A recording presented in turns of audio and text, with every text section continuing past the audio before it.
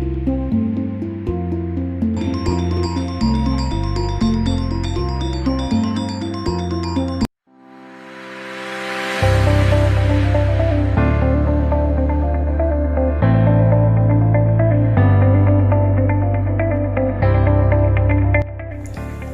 Swastiastu. Perkenalkan, nama saya Putu Ayu Pratnyani dari kelompok 3. Di sini saya akan mempresentasikan materi mengenai forecasting atau peramalan.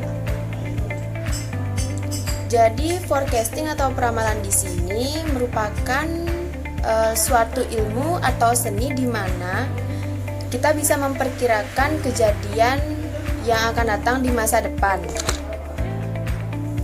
Hal ini digunakan untuk mengambilkan penempatan dari kejadian masa lalu untuk kejadian masa depan untuk suatu bentuk model yang sistemnya matematis. Adapun definisi peramalan di sini menurut para ahli seperti J. Heiser dan Barry Render adalah seni dan ilmu untuk memperkirakan kejadian di masa depan.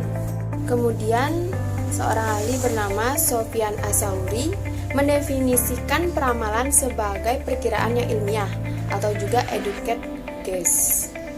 Orang ahli yang bernama Fredslin, dia mendefinisikan bahwa peramalan sebagai proses menyusun informasi tentang kejadian masa lampau yang berurutan untuk menduga-duga kejadian pada yang akan datang di masa depan. Kemudian selanjutnya di sini saya akan menjelaskan tujuan dari peramalan. Di sini saya ambil menurut dari Pangestu Subagio. Peramalan di sini yang dimaksud adalah bertujuan untuk mendapatkan ramalan yang dapat meminimumkan kesalahan meramal dan dapat diukur dengan mean absolute present error atau MAPE. Setelah tujuan peramalan di sini, kemudian selanjutnya ada yang namanya karakteristik peramalan. Di sini saya ambil menurut dari Nasution.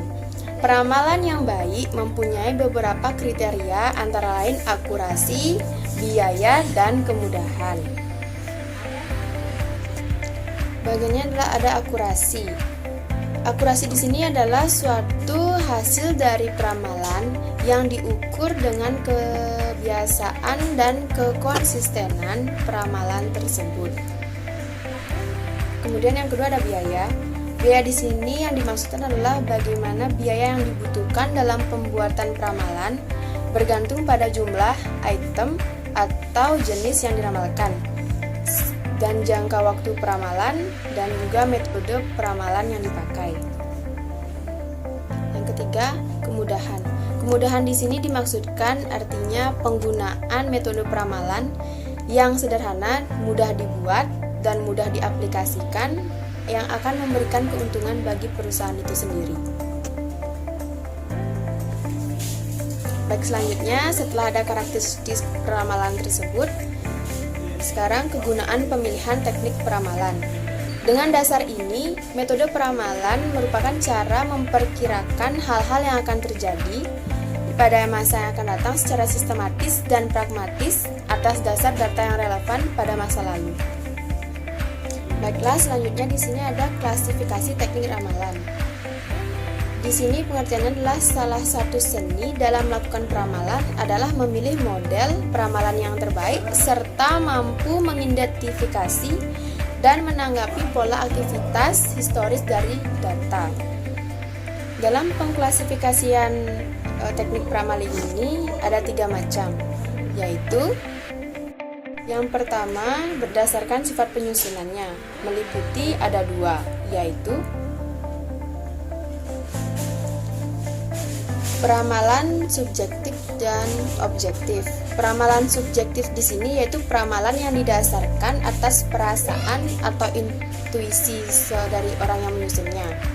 Yang kedua, peramalan objektif, yaitu peramalan yang didasarkan atas data yang relevan pada masa lalu dengan menggunakan teknik dan metode dalam menganalisanya.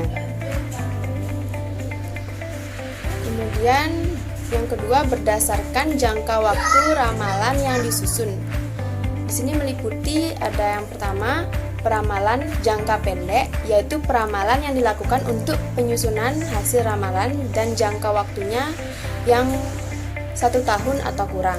Lalu yang kedua ada peramalan jangka menengah, yaitu peramalan yang dilakukan untuk penyusunan hasil ramalan yang jangka waktunya 1 hingga 5 tahun ke depan.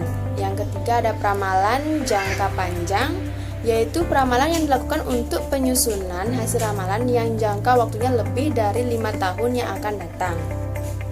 Yang terakhir ada berdasarkan sifat ramalan yang telah disusun. Di sini meliputi peramalan kualitatif, yaitu peramalan yang didasarkan atas kualitatif pada masa lalu. Hasil peramalan yang dibuat sangat bergantung pada orang yang menyusunnya. Hal ini penting karena hasil peramalan ditentukan berdasarkan pemikiran yang bersifat intuisi, judgement atau pendapat, dan pengetahuan serta pengalaman dari penyusunnya.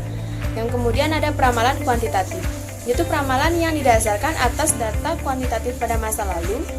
Hasil peramalan yang dibuat sangat bergantung pada metode yang dipergunakan dalam peramalan tersebut. Baiklah, materi akan dilanjutkan oleh teman saya. Baik, saya akan lanjutkan presentasi dari teman saya. Perkenalkan, nama saya Pandey Arsa Wijaya. Selanjutnya, komponen pertimbangan dalam peramalan. Menurut Hamid, dalam melakukan peramalan diperlukan beberapa pertimbangan. Selanjutnya, komponen peramalan permintaan, batasan waktu atau time frame. Time frame mengidentifikasikan seberapa jauh di masa yang akan datang yang telah diramalkan. Selanjutnya, perilaku permintaan atau demand behavior. Perilaku permintaan kadang-kadang tidak beraturan. Ada 3 jenis perilaku permintaan. Yang pertama, tren. Perilaku permintaan jangka panjang atau jangka pendek di mana pergerakannya tergantung pada permintaan. Yang kedua, cycle. Gelombang naik turun pergerakan permintaan yang berulang-ulang pada situasi jangka waktu yang panjang. Yang ketiga, seasonal pattern, yaitu suatu gerakan perputaran permintaan yang terjadi secara periodik atau dalam waktu yang pendek dan berulang. Metode peramalan time series. Metode moving average dipakai untuk kondisi di mana setiap data pada waktu yang berbeda mempunyai bobot yang sama sehingga fluktuasi random dapat diredam dengan rata-ratanya. Adalah sebagai berikut. Ft plus T plus 1 sama dengan X sama dengan sigma XI per T. Selanjutnya, metode weight moving average merupakan metode yang dipakai pada kondisi di mana bobot data pada periode baru yang berbeda dengan data pada periode sebelumnya dengan membentuk fungsi eksponensial. Adapun formula yang digunakan pada metode weight moving average adalah WMA sama dengan sigma kurung buka weight for period N kurung tutup kurung buka demand in period N kurung tutup per sigma weight. Selanjutnya, metode exponential smoothing with trend adjustment atau penghalusan eksponensial dengan tren. Penghalusan eksponensial yang disesuaikan adalah ramalan penghalusan eksponensial sederhana dengan menambahkan 2 konstanta penghalusan untuk rata-rata A dan B untuk tren. Rumus ramalan dengan penghalusan eksponensial dengan tren sebagai berikut. Ft T sama dengan Ft plus TT. Sekian presentasi dari saya, akan dilanjutkan oleh teman saya. Baik, presentasi akan dilanjutkan oleh saya. Selanjutnya, terdapat tingkat akurasi metode peramalan yang digunakan. Setelah menerapkan beberapa metode peramalan, selanjutnya melakukan validasi menggunakan beberapa indikator-indikator. Beberapa indikator-indikator yang sering digunakan adalah sebagai berikut. Yang pertama ada Mean Absolute Deviation atau MAD, di mana metode yang digunakan untuk melakukan evaluasi peramalan dengan melihat dari jumlah-jumlah kesalahan yang bersifat absolut. Mean Absolute Deviation melakukan pengukuran ketepatan peramalan dengan menghitung rata-rata error dugaan atau nilai sepenuhnya dari setiap kesalahan. Terdapat Yang kedua, terdapat Mean Square Error atau MSE, di mana salah satu metode lainnya untuk melihat keakurasian peramalan. Di dalam setiap kesalahan yang terjadi atau sisa yang akan dikuadratkan, selanjutnya melakukan penjumlahan dan penambahan dengan jumlah total observasi. Metode ini melakukan pengaturan error peramalan yang besar karena setiap kesalahan akan dikuadratkan. Terdapat Mean Absolute Percentage Error atau MAPE, merupakan suatu metode yang melakukan perhitungan dengan menjadikan kesalahan sebenarnya untuk setiap periode dibagi dengan jumlah nilai observasi berdasarkan fakta dan periode saat itu juga. Selanjutnya, terdapat tantangan atau isu strategis dalam peramalan. Yang pertama, faktor-faktor lingkungan eksternal, di mana faktor lingkungan eksternal ini terdiri atas unsur-unsur di luar organisasi yang sebagian besar tidak dapat dikendalikan dan berpengaruh dalam perbuatan keputusan oleh manajer. Lingkungan eksternal dapat dibagi menjadi dua bagian, yaitu lingkungan eksternal mikro dan lingkungan eksternal makro, di mana lingkungan eksternal mikro merupakan komponen yang sangat penting untuk para pesaing yang harus dihadapi perusahaan atau langganan yang harus dilayani. Yang makro merupakan dan lingkungan eksternal makro mempengaruhi organisasi dengan dua cara, yaitu kekuatan di luar mempengaruhi suatu organisasi secara langsung atau secara tidak langsung melalui satu atau lebih unsur-unsur lingkungan eksternal mikro. Dan unsur-unsur lingkungan makro menciptakan iklim, misalnya teknologi, perkembangan teknologi.